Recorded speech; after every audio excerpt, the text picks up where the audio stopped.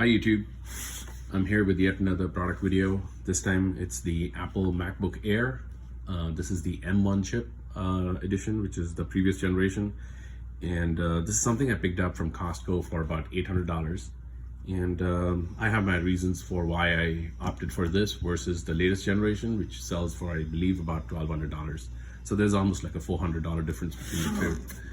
But let's get this thing out of the box and see what it contains. Okay, so let's get this thing unboxed.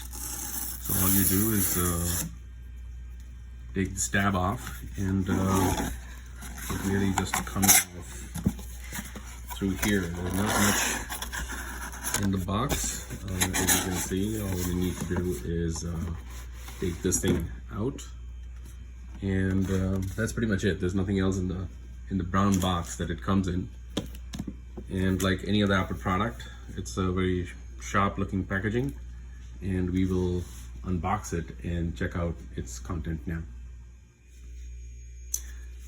Okay, so now here's the main product box itself. A very minimalistic design. It's got very few graphics on here. Here's the Apple logo. It says it's the MacBook Air, and that's about it. Now on the flip side is where you get all the details of the machine, and hopefully you can see this. It says it's the model A2337. It's a 13-inch laptop, so that's the size of the screen. It's got 256 GB of solid-state drive, so that's the total capacity it has. 8 GB of memory, which might not sound enough, but Apple machines are highly optimized, and so it really makes a very efficient use of the available memory. As I mentioned earlier, it's the M1 chip. This is an internal Apple developed chip and not an Intel chip. I believe the generation that was being sold prior to this carried Intel chips on there. And then it also has the 8-core CPU and a 7-core GPU.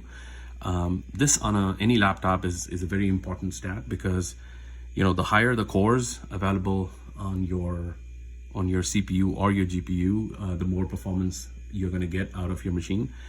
For those of you who don't know, a CPU is essentially that chip on the laptop which is meant for general computational tasks on your computer, and the GPU is basically the chipset that allows it to process images and videos. So the higher number of cores basically give you better performance.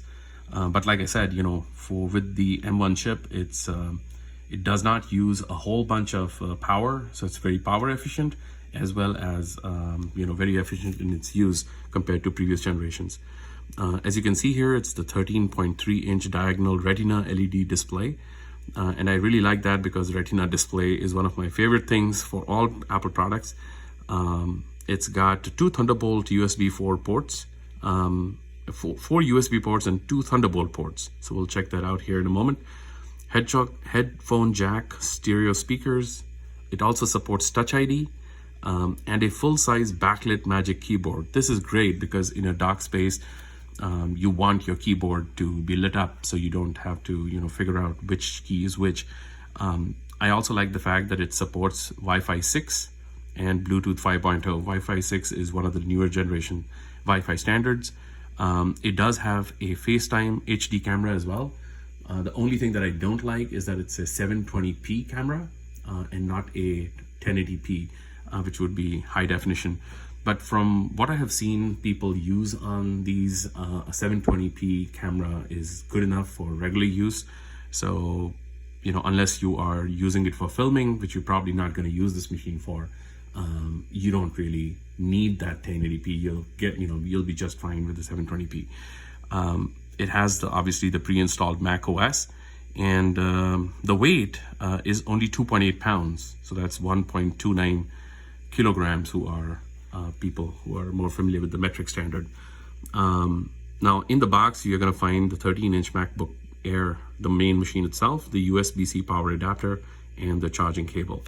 So that's pretty much it. Now let's get this unboxed and see its contents. Okay, so to pack this, they have given you this nice handy dandy tab, and all you do is pull on this, and the whole thing just nicely unpacks. We'll put this stuff away,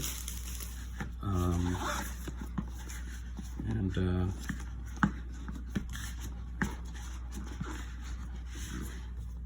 the main box comes off. Nice sturdy box.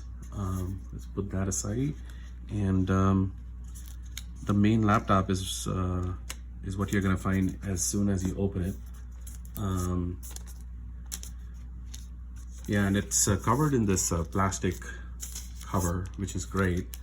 So let's put that aside, and it has also got the charging cable, and that's the Thunderbolt USB-C standard, on both ends. So I'll give you a good look there. So that's what you get out of the box. And then of course there is a little tab with some documentation on it.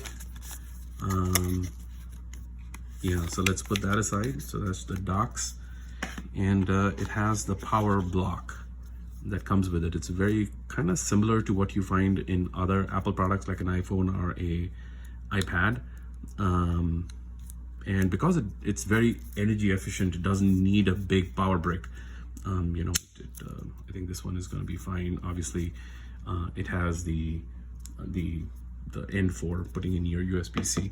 So that's all you get in the box. There's not much to it. Don't think there's anything else there. So let's put this aside, and let's check out the main unit now. Okay, so now that the main unit is out of its sleeve, my first impressions, it's a very smart looking design. I picked this up in the gray color. I believe Apple sells this in other colors as well, rose gold and stuff like that, but gray is like a universal color, which I always preferred. One thing that you'll notice immediately is how thin this laptop is, especially on this end. You can judge it by my fingers. It's really, really thin on this side, and then it's a little bit thicker on the other end, where it's connected. So I really like that. On the front, there's not much to add. On the rear side, it's got these like 4 rubberized tabs that is going to actually be where the laptop sits on whatever it's on. And yeah, there's nothing else. What I really like about MacBook Airs also is that it's a fanless design. So it has, unlike a lot of the Intel based laptops, it has a fan running in, and so this runs really cool. You don't feel like over time it gets warm or anything like that. And because the design of the chipset and the way the whole product is designed, it doesn't need an internal fan. So it's very quiet and runs very cool. Something to be aware of. And as far as ports are concerned, these are the 2 Thunderbolt ports, which is the USB 4 standard, is what you get, only 2 of them.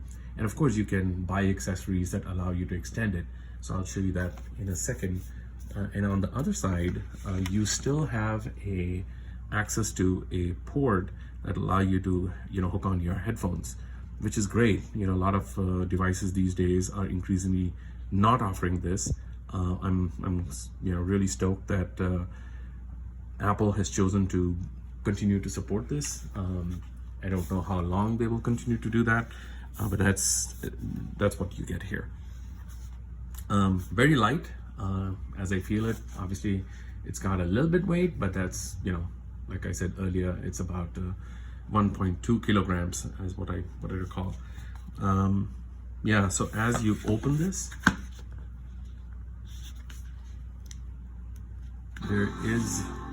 it instantly powers on, as you can see. It's got a little paper that protects the screen, and it is instantly going to start off, and says hello immediately. So obviously you need to go through the setup process. I'm not going to do that in this video to actually show you the setup itself, but gorgeous looking display. Here's where your camera is, right at top. Hopefully you probably can't see it in the video.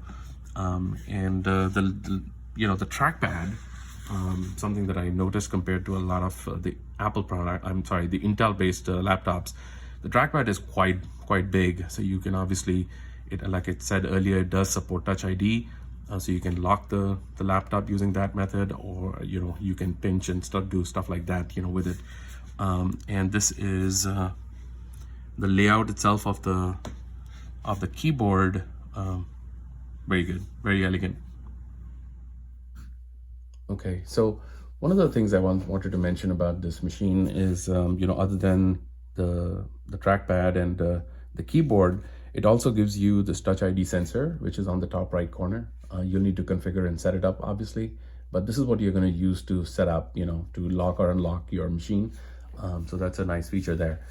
In addition, one of the things that is kind of a limiting factor for this kind of a machine is that it has only 2 USB-C or Thunderbolt ports, and it obviously has the microphone jack on this end. But if you want to connect other kinds of devices to it, this can be limiting. So that can be remedied by acquiring a couple of USB-C hubs. So I want to show you a couple of examples.